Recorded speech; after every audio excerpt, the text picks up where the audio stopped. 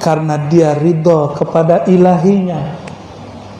Karena si hamba belum ridho menerima Tuhannya, maka dia menuntut kalau zikir 165 berharap tenang, kalau khataman berharap hajatnya kabul. Dia masih bersyarat bertuhan, belum betul-betul ridho bertuhan. Kalau kita bersyarat kepada Allah, kata Imam Notailah, jika engkau bersyarat kepada Tuhanmu, fa anta matlubun, maka engkau dituntut bil juhdi. Ya. Apa bil juhdi itu? Kesungguhan. Mesti sungguh-sungguh. Tapi kita kan banyak minta diskon sama Tuhan.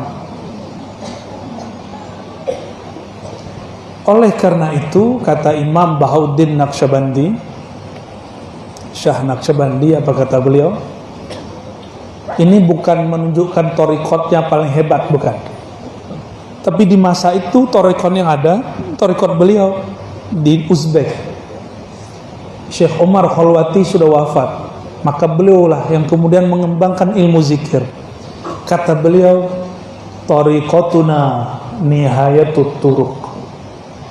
Thariqat ini, cara ini bukan kenaqsyabandiannya, bukan, tapi metode ini. Sekarang orang salah paham, dikira Naqsyabandi begitu, itu nama kelompok, bukan. Manhaj sistem berzikir dengan cara ini, apapun aliran thariqahnya, inilah nihayatut turuq, inilah ujung dari semua thariqah. Thariqah itu ujungnya keridhaan Allah Subhanahu wa ta'ala. Gimana? Jangan buat khatam di sini. Pesantren ya, buat zikir di sini. Pasti banyak jamaah datang ke majelis zikir karena ada hajat, benar nggak? Itu bagus, tapi kurang sempurna. Untuk pemula biarin, kita biarkan aja. Tapi untuk orang yang sudah ingin menempuh jalan menjadi salik, menjadi orang yang ingin bertemu jalan kepada Allah, maka ini mazmum, ini tercela. Itu sebabnya mesti punya mursyid. Sekarang banyak orang masih muda, saya juga masih muda, tapi saya ngaji ini sudah tua. Ya, ini bukan pamer, tapi tahadus bin nikmah. Umur 9 tahun sudah dengar orang ngaji hikam, umur 11 sudah ngaji kitab hikam, umur 13 sudah suluk, alhamdulillah, dan sampai hari ini tidak berhenti saya suluk. Saya masih suluk Bapak Ibu, dan tidak berhenti cari mursyid. Walaupun sudah dapat izin mendirikan zawiyah, tetap bulan Ramadan kita buat suluk.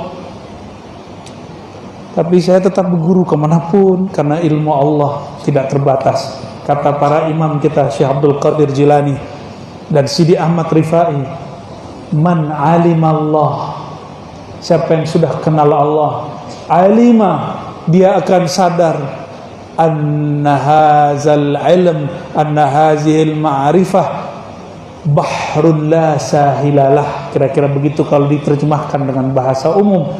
Ini adalah samudra tanpa ujung. Samudra tanpa ujung. Kalau Selat Melaka masih ada ujungnya, masih kelihatan ujungnya. Ini nggak ada ujungnya.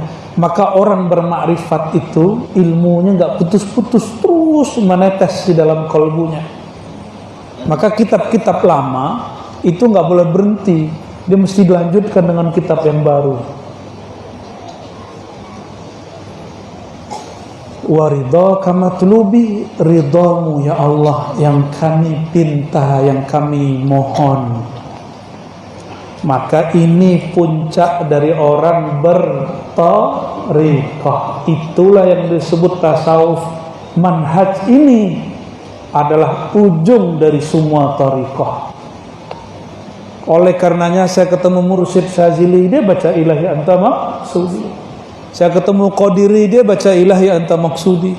Ketemu orang thariqat Samaniyah, ketemu thariqat macam-macam, dia baca ilahi anta maksudi. Jadi ini kalimat sembarang atau gimana? Ini istimewa. Ya. Jadi yang kita minta, kita datang kepada Allah, Allah terima kita tidak bersyarat. Maka berkatalah seorang hamba, ya Rabb, jika engkau ridha aku di dalam siksaan nerakamu, lemparkanlah aku masuk nerakamu. Oh, ini antitesa, ini kebalikan daripada Abu Nawas.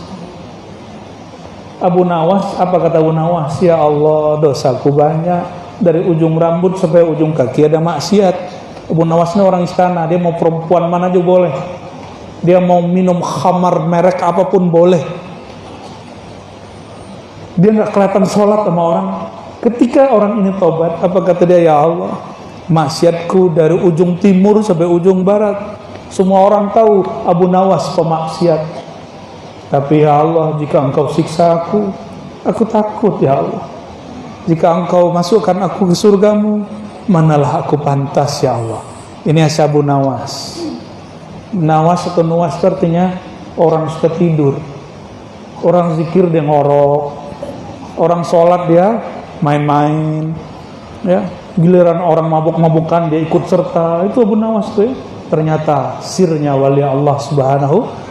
Tapi oleh seorang wali belakangan apa katanya? Ya Rabb, jika engkau ridho aku masuk neraka, masuk kan ridho. Kalau Allah sudah ridho masuk api neraka, Allah ridho dengan Nabi Ibrahim. Nabi Ibrahim terbakarkah oleh api? Ini tips kalau punya guru, punya pasangan, punya anak, punya pekerjaan, punya masalah. Ya Allah, jika memang jalan bermasalah, ini jalan yang kau pilihkan, aku ridho. Bisa nggak begitu? Pasti masalahnya selesai.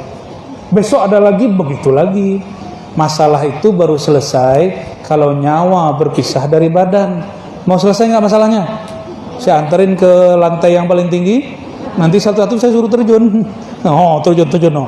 Tapi tanggung sendiri. Ya, orang yang mati bunuh diri itu orang yang paling dihina di akhirat. Mau begitu? Masih sayang sama badan ya.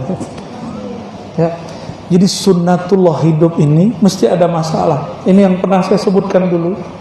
Ketika Imam Sufyan berkata kepada gurunya, wahai tuan guru, kenapa banyak masalah? Kenapa tetanggaku bermasalah?